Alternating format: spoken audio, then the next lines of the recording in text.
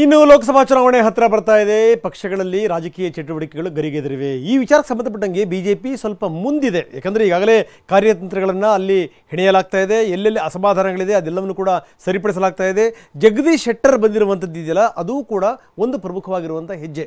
ಇನ್ನು ಎಲ್ಲೆಲ್ಲಿ ಯಾರ್ಯಾರು ನಿಲ್ಲಬೇಕು ಅದರ ಬಗ್ಗೆಯೂ ಕೂಡ ಈಗ ವಿಸ್ತೃತವಾಗಿ ಚರ್ಚೆ ನಡೀತಾ ಇದೆ. ವಿಶೇಷವಾಗಿ ದಾವಣಗೆರೆ ಲೋಕಸಭಾ ಸೀಟು ವಿಚಾರಕ್ಕೆ ಸಂಬಂಧಪಟ್ಟಂಗಾಗಿರ್ಬೋದು ಅಥವಾ ಈ ಮಂಡ್ಯದ ವಿಚಾರಕ್ಕೆ ಸಂಬಂಧಪಟ್ಟಂಗಾಗಿರ್ಬೋದು, ದೊಡ್ಡ ಮಟ್ಟದ ಚರ್ಚೆ ನಡೀತಾ ಇದೆ. ನಾಯಕರುಗಳಿಗೆ ಒಂದೇ ವರಿ, ಸುಮಲತಾ ಯಾವ ನಿರ್ಧಾರಕ್ಕೆ ಬರ್ತಾರೆ ಅನ್ನೋದ್ರ ಮೇಲೆ ಇದೆಲ್ಲದೂ ಕೂಡ ಡಿಪೆಂಡ್ ಆಗಿದೆ. ಹಾಗಾದರೆ ಈ ಲೋಕಸಭಾ ವಿಚಾರಕ್ಕೆ ಸಂಬಂಧಪಟ್ಟಂಗೆ ಏನೇನು ನಡೀತಾ ಇದೆ ಬನ್ನಿ ನೋಡೋಣ.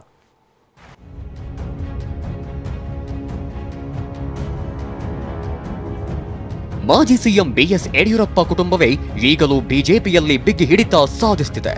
ಒಂದ್ ರೀತಿ ಪವರ್ ಸೆಂಟರ್ ಆಗಿ ಮಾರ್ಪಡ್ತಿದೆ. ಮಾಜಿ ಸಿಎಂ ಜಗದೀಶ್ ಶೆಟ್ಟರ್ ಬಿಜೆಪಿ ಸೇರ್ಪಡೆ ಅದಕ್ಕೊಂದು ನಿದರ್ಶನ. ಇದನ್ನ ಚೆನ್ನಾಗಿಯೇ ಅರಿತಿದ್ದಾರೆ ಪಕ್ಷದ ಮುಖಂಡರು ಮತ್ತು ನಾಯಕರುಗಳು. ಅದಕ್ಕಾಗಿ ಟಿಕೆಟ್ ಆಕಾಂಕ್ಷಿಗಳು ಬೆಂಗಳೂರಿನ ಡಾಲರ್ಸ್ ಕಾಲೋನಿಯ ಬಿಎಸ್ವೈ ಮನೆಯಲ್ಲಿ ಹಾಜರಿ ಹಾಕ್ತಿದ್ದಾರೆ.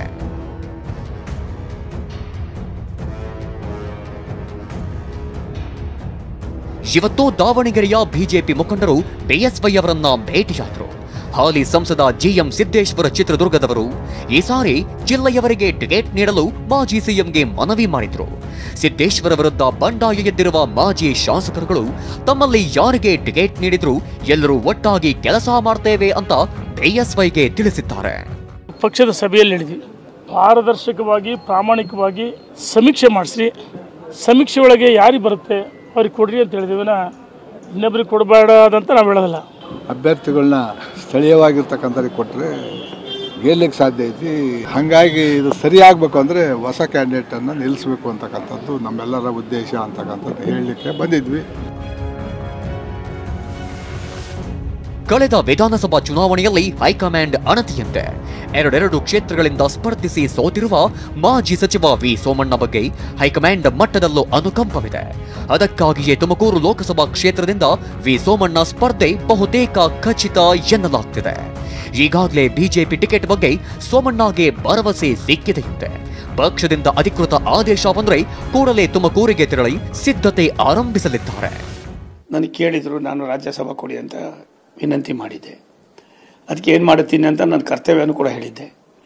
ಇವಾಗ ನನಗಿರೋ ಕೆಲವಾರು ವಿಚಾರಗಳು ಅಲ್ಲಲ್ಲೇ ಮಾತಾಡೋದು ನೋಡಿದಾಗ, ಇಲ್ಲ ನೀವು ಲೋಕಸಭೆಗೆ ನಿಂತ್ಕೋಬೇಕಾಯ್ತದೆ, ನೀವು ತುಮಕೂರಿಗೆ ಲೋಕಸಭೆಗೆ ನಿಂತ್ಕೊಳ್ಳೋದಂದರೆ ಒಳ್ಳೆಯದು ಅನ್ನೋ ಮಾತನ್ನು ಹೇಳ್ತಾ ಇದ್ದಾರೆ. ನಾನು ಅದಕ್ಕೆ ಅವ್ರು ಹೇಳಿದ್ದೀನಿ, ಹೈಕಮಾಂಡ್ ಏನು ತೀರ್ಮಾನ ಮಾಡ್ತದೋ ಆ ತೀರ್ಮಾನಕ್ಕೆ ನಾವು ಭದ್ರಾಗಿರ್ತೀವಿ. ನಮಗೆಲ್ಲಕ್ಕಿಂತ ದೊಡ್ಡದು ಈ ದೇಶ. ಬಿಜೆಪಿಯಿಂದ ತಮಗೆ ಟಿಕೆಟ್ ಸಿಗುತ್ತೆ ಅನ್ನೋ ವಿಶ್ವಾಸದಲ್ಲಿದ್ದಾರೆ ಹಾಲಿ ಸಂಸದೆ ಸುಮಲತಾ ಅಂಬರೀಶ್. ಆದರೆ ಈ ಬಗ್ಗೆ ಇನ್ನೂ ಸ್ಪಷ್ಟ ಇಲ್ಲ. ಅದಕ್ಕೆ ಕಾಂಗ್ರೆಸ್ ಟಿಕೆಟ್ ಬಗ್ಗೆ ಪ್ರಸ್ತಾಪಿಸಿದ್ದ ಸುಮಲತಾ ಬಿಜೆಪಿಗೆ ಪರೋಕ್ಷ ಸಂದೇಶ ನೀಡಿದ್ರು. ಈ ಕುರಿತು ಪ್ರತಿಕ್ರಿಯಿಸಿರೋ ಬಿಜೆಪಿ ರಾಜ್ಯಾಧ್ಯಕ್ಷ ಬಿವೈ ವಿಜಯೇಂದ್ರ, ಸುಮಲತಾ ಅವರ ಜೊತೆ ದೂರವಾಣಿ ಮೂಲಕ ಮಾತನಾಡಿದ್ದೇನೆ. ಎಚ್ಡಿಕೆ ಜೊತೆಯೂ ಚರ್ಚಿಸಿ ಯಾರಿಗೆ ಟಿಕೆಟ್ ನೀಡಿದ್ರೆ ಉತ್ತಮ ಅನ್ನೋ ಬಗ್ಗೆ ತೀರ್ಮಾನ ಮಾಡುವುದಾಗಿ ವಿಜಯೇಂದ್ರ ಹೇಳಿದ್ದಾರೆ. ಮಂಡ್ಯ ಲೋಕಸಭಾ ಕ್ಷೇತ್ರದ ಸಂಸದರಾಗಿರ್ತಕ್ಕಂಥ ಸುಮಲತಾ ಅವ್ರ ಜೊತೆ ದೂರವಾಣಿ ಮುಖೇನ ಮಾತನಾಡಿದ್ದೇನೆ. ಜೆಡಿಎಸ್ ಪಕ್ಷದ ಮುಖಂಡರ ಜೊತೆ ಮಾನ್ಯ ಕುಮಾರಸ್ವಾಮಿ ಅವ್ರ ಜೊತೆ ಚರ್ಚೆ ಮಾಡಿ ಬಿಜೆಪಿ ಮತ್ತು ಜೆಡಿಎಸ್ ಹಿತದೃಷ್ಟಿಯಿಂದ ಯಾವ್ದು ಉತ್ತಮ ತೀರ್ಮಾನ ಅನಿಸ್ತೋ ಆ ತೀರ್ಮಾನ ನಾವು ತೆಗೆದುಕೊಳ್ತೇವೆ. ಯಾವುದೇ ನಿಶ್ಚಿತವಾಗಿ ಗುರಿಯನ್ನ ಇಟ್ಕೊಂಡು ನಾನು ಹೋಗ್ತಾ ಇಲ್ಲ. ನನ್ನ ಮುಂದೆ ಇರ್ತಕ್ಕಂಥ ದೊಡ್ಡ ಗುರಿ ಏನಂತ ಹೇಳಿದ್ರೆ ಮುಂದಿನ ಲೋಕಸಭಾ ಚುನಾವಣೆ, ಅದು ಒಂದೇ ಗುರಿ ನಮ್ದು. ಇನ್ನು ಸುಮಲತಾ ಕಾಂಗ್ರೆಸ್ ಸೇರಿರೋ ಬಗ್ಗೆ ಪ್ರತಿಕ್ರಿಯಿಸಿರೋ ಸಚಿವ ಚಲುವರಾಯಸ್ವಾಮಿ, ಆ ಬಗ್ಗೆ ಚರ್ಚೆಯೇ ಆಗಿಲ್ಲ ಎಂದಿದ್ದಾರೆ. ನಮ್ಮ ಹತ್ರ ಯಾವುದು ಚರ್ಚೆ ಆಗಿಲ್ಲ. ಚರ್ಚೆನೇ ಆಗದೇ ಅದ್ರ ಬಗ್ಗೆ ಮಾತನಾಡೋದು ಸೂಕ್ತ ಅಲ್ಲ ಅಂತ.